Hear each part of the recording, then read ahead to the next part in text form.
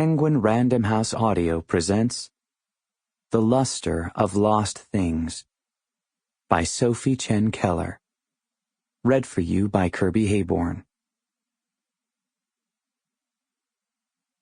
1. Somewhere in the 14th Street subway station, there is a statue of a little bronze man who waits for a train that never comes.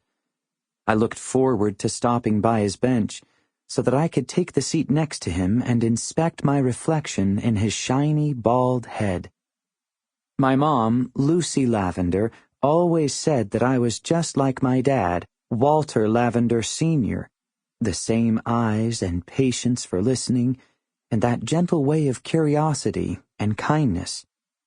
But no matter what surface I looked in and how hard I studied my features, I saw only my own face, bland and uncomplicated, and it was that, along with my silence, that others attributed to the dumbness of a slow, amiable boy.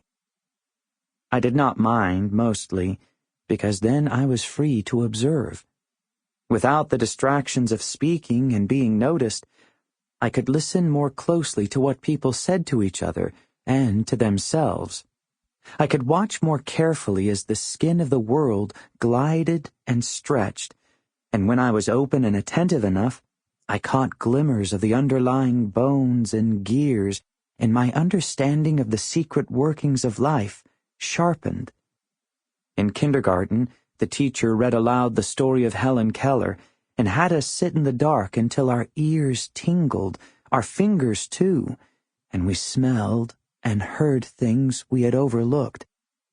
I wondered if that was what happened to me, the silence embedding itself into the crevices of my brain, forming a singular sense that reached into the borderland between the real and the imagined to discern the echoes of the imperceptible.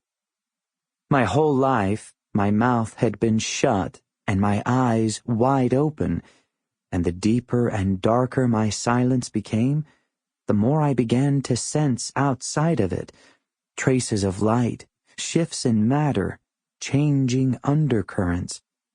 As I grew older and it became clear to me that Lucy didn't perceive what I perceived, it was already just another part of me, and there was nothing so incredible about that. The things I noticed were small and fleeting, easy to miss, scratches or flourishes in reality, clues that pointed the way to the larger truths buried beneath the surface, like the molten ripple along the base of a vase of lilies in danger of tipping over, or, when it came to people, the disappointed hiss of something doused before it could be said. Later, at Lucy's suggestion, I began recording these truths in my notebook so that my mind did not turn into a prison for my thoughts. "Write down the things you pick up that the rest of us miss," she said. "That way you won't forget a single one, and one day you can tell me everything." My notebook was my companion before I found Milton. It became a part of who I was, an observer, a witness. When I noticed a small detail about a person and jotted it down, I had a feeling that I was speaking and an ear was listening. Sometimes, though, I looked down at my handwriting, unreadable to anyone who wasn't me, the letters distorted and toppling over like towers of blocks, and a bolt of rage ripped through me because these thoughts did not matter. I could not communicate them to anyone. I was trapped in my role as an observer, separated from everyone else and unable to be a part of the story. That changed a few weeks before I turned 7. I learned that I could do something, that my ability to see around corners to flashes of the truth made me better at finding things. It first happened when a customer finished paying for her strawberry cheesecake profiteroles, and while Lucy printed the receipt, the woman touched her ear and discovered that her diamond earring was missing. I hadn't yet devised my rules for finding, but that time the telltale sign was an easy one to spot. As Lucy hurried around the counter and the woman crouched to sweep the floor, I noticed a delicate strand of silver trickling down her arm, a sign that she seemed to look right through. I tracked the silvery strand to where it stopped and reached forward to pluck the diamond earring caught in her sweater, and that was the beginning. The next time I passed a flyer for a pair of missing sunglasses, I found myself lingering, copying down the information in my notebook. Soon, it wasn't just the cases that came to me by accident. I scoured the city for flyers and posted flyers of my own. Lost something? Come to the Lavenders. And I jumped in when I saw someone searching on the subway, or in the streets, or in the shop. I felt compelled to help, because I knew what it was like to lose something too. Walter Lavender Sr. had been lost my entire life. He disappeared while co-piloting a flight en route to Bombay, and searchers toiled through the winter and into the spring, looking for the missing aircraft. They couldn't find any signs of it, or him, not by any rules of seeking and finding.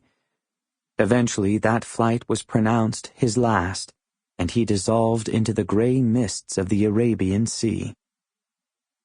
3 days after Lucy said farewell to him, she said hello to me, her heart full to bursting and the taste of tears in her mouth. I cried rarely and slept often, and before Lucy knew it, I was 5 months old, and the shop sign, wooden, smallish, went up, and it said, "The Lavenders," each letter gleaming a slow, rich chocolate brown. At the bottom, gold script winked in the sun like polished pennies, and it said, "Little Things Desertery." That first afternoon, Lucy propped the door open and planted her feet in the doorway, smiling bravely as she waited. This was the shop she'd dreamed up with Walter Lavender Sr., the shop she'd opened with every last cent from their savings and the settlement. And as she hiked me higher on her hip, she must have thought, with a hope that felt as crushing as desperation, that this might be a new beginning.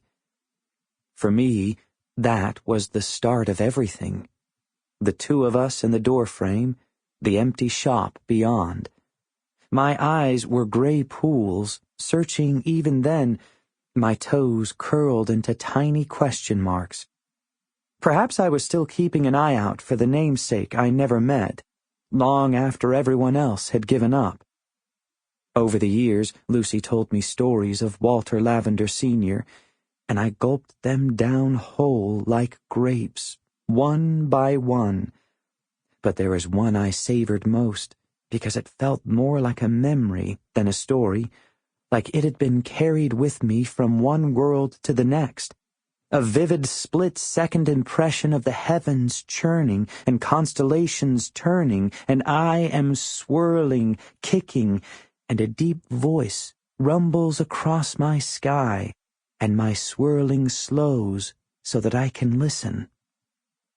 It was the last story he told to Lucy, to me, before leaving on that flight, and I asked Lucy to recount it over and over. Once upon a time, there was a boy who never imagined he could fly very far.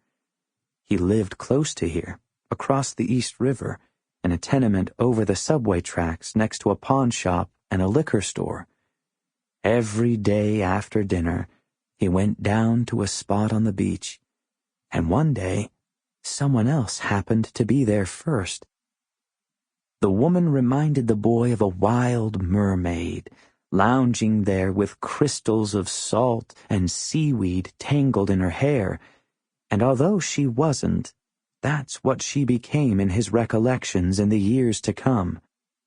He minded his own business at first, walking until the Atlantic touched his toes and he couldn't go any farther. The mermaid watched him looking out over the waves and sketched a picture of him, not as he was, but as she saw that he could be. She called him over, and he said he had no money. She framed the picture and gave it to him as a gift. that little picture. Sample complete. Ready to continue?